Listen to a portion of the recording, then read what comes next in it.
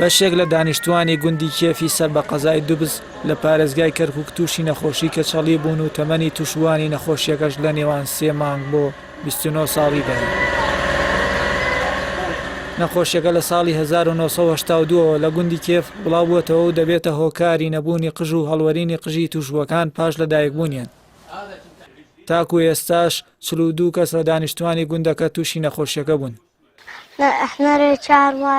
زۆر ماندوو بێت تاقەتم بەدەست نەخۆشیەکەوە. ڕوخساری ئەمەی شێواندووە بە جۆرێک خەڵکی گاڵتەمان پێدەکات.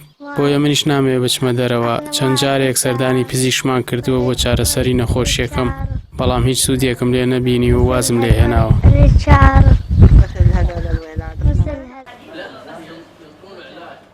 بۆ بەداداچوون و پشکنینی منداڵانی توشبوو بە نەخۆشی کەچەڵی لە گوندی کێف، تیمێکی پزیشکی نەخۆشخانەی ئازادی فێرکاری کەرکووک سەردانی گوندەکەیان کرد و گویان لە کەسوکاری نەخۆشەکان گرت و پشکنینیان بۆ منداڵان نەخۆشەکان کرد. پزیشکی پسپۆڕی منداڵان دەڵێت ئەگەری زۆرە کە بەهۆی تێکەڵبوونی خێزانی و هاوسەرگیریکردنی خزمە نزیکەکانی یەکترەوە ئەم نەخۆشیەتە شەنەی کردبێ.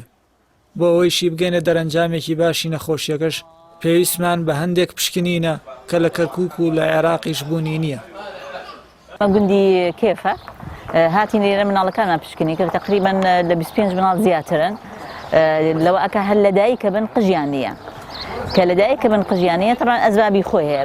بەڕی ئێمە چکم دوایەوەی معلوماتمان وەرگرت و لە باوکان پرسیمان چۆن بووە و چۆن نەبووە، لەوە ئەکە ئەمە لە خزمایەتی نەقڵە. بەس ئێمە هەتاکو بزانین ئەو نەخۆشی هەیە یانە بێ پشکنینی خاصی بۆ بکەین، پێڵێن جەنەتیک سکرینینگ.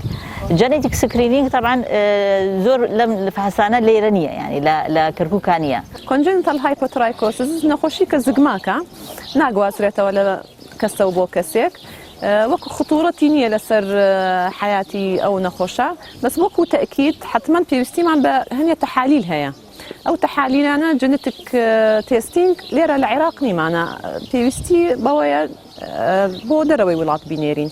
ئەکید هین زەواجی ئەقارب، یعنی وەکو پیسی تقریبا با بڵێین زۆربەی دێکانی عێراق ئەو شتەی هەیە، بەڵام ئەم نەخۆشیە تایبەت لەم دێ بەڕاستی زیاتر بینیمان وەکو دەوری کەرکووک، یعنی نەخۆشیەکە خۆی دەگمەنە زۆر باو نییە بەڕاستی.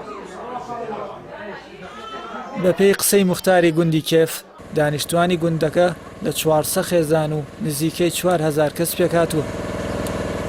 بڵاوبوونەوەی نەخۆشی کەچەڵی لە منداڵانی گوندەکە زیاتر لە 20 ساڵە بوونی هەیە و سەرەتا تەنها 2 کەس هەڵگری نەخۆشیەکە بوون، بەڵام لەم ساڵانەی کۆتاییدا ژمارەی تووشبووان زیادی کردووە.